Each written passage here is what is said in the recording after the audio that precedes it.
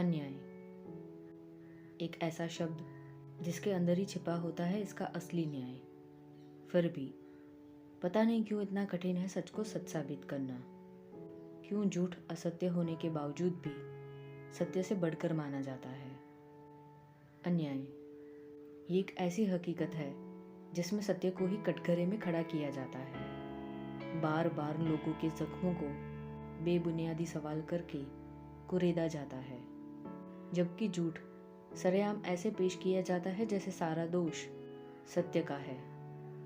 पता नहीं ये कैसा कलयुग है जहाँ लोग चिल्ला चिल्ला कर सुनाई देने वाले झूठ पर आसानी से यकीन कर लेते हैं और बिना झिझक के सच का गला घोट कर तमाशा देखते हैं, और जिन्हें पता होती है हकीकत वो भी जानबूझकर सत्य को अनदेखा करते हैं।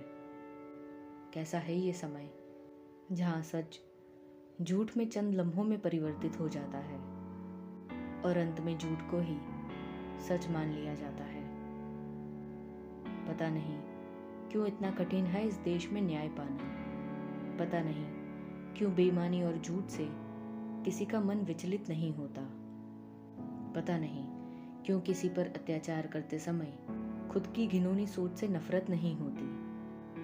पता नहीं क्यों किसी और को खुद की वजह से तकलीफ में देखकर दर्द महसूस नहीं होता। पता नहीं क्यों लोगों की जिंदगी से खिलवाड़ करते समय डर नहीं लगता। पता नहीं सत्य सामने होते हुए भी असत्य का साथ क्यों देते हैं लोग। क्या इतना कठोर हो गया है सबका मन, या फिर पैसों की चमक ने ईमान खरीद लिया है। हकीकत क्या है इससे हम सब बहुत अच्छे से वाकिफ हैं, और वैसे भी किसी और के साथ हुए अन्याय के खिलाफ आवाज़ उठाने के लिए नेक इरादे और हिम्मत चाहिए, क्योंकि किसी और पर आरोप आप तभी लगा सकते हो जब आपका खुद इस बेईमानी की दुनिया से कोई लेना देना ना हो। जो लोग खुद इस दुनिया को चलाते हैं उनसे ईमानदारी की उम्मीद लगाना बिल्कुल वैसा है जैसे किसी ज्वालामुखी में से बर्फ का निकलना। और वैसे भी खामोश रहकर अन्याय का साथ देना ज़्यादा आसान है, और आसान रास्ते कितने भी गलत क्यों ना हो, हर कोई सिर्फ कामयाबी और हैसियत दिखता है। और इस देश में रहने वाले ज़्यादातर लोग कितना हद तक बिकाऊ और बेईमान है ये तो अब दुनिया में हो रहे धोखाधड़ी के मामलों से ही पता चल जाता है। भारतीय न्याय व्यवस्था, जिसका निर्माण बिना भेदभाव के न्याय दिलाने के लिए किया गया था, आज उसी न्याय व्यवस्था का मजाक बन गया है। निर्दोष लोगों के घर, जमीन, जायदाद और जिंदगी सब खत्म हो जाता है बेगुनाही साबित करते करते, और आरोपी चंद घंटों में जमानत पर रिहा होकर सामाजिक समारोह में शान से खुशी मनाता है। कानून जिसे लोगों की रक्षा के लिए बनाया गया था, आज उसी कानून की आड़ में मासूम लोगों पर अत्याचार किया जा रहा है और अपराधियों के पैर छूकर आशीर्वाद लिया जा रहा है। भारत, जिसे कभी सोने की चिड़िया जैसा उपनाम मिला था, आज उसी देश में अनाज हो या घर का सामान सब खराब गुणवत्ता में अपने ही देशवासियों को ऊंचे दाम में बेचा जा रहा है, जबकि उत्तम गुणवत्ता वाला सामान विदेशों में निर्यात करके करोड़ों का व्यापार किया जा रहा है। खुद के देश में लोग गरीबी और कुपोषण की वजह से जान गंवा रहे हैं, और दूसरे देशों की ज़रूरतें पूरी करने के लिए कर्मचारियों से दुगना काम करवाया जा रहा है।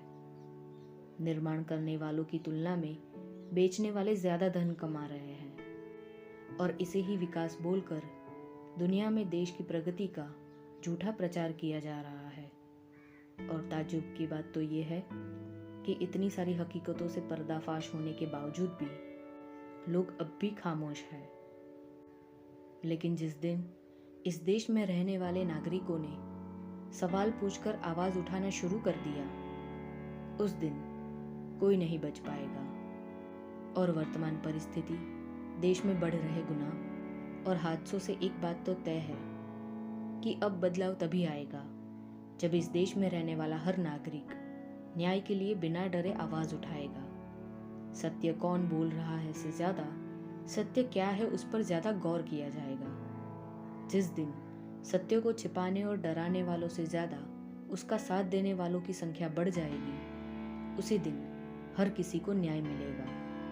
क्योंकि अब बदलाव तभी आएगा जब हम मिलजुल कर इस दहशत का त्याग करेंगे।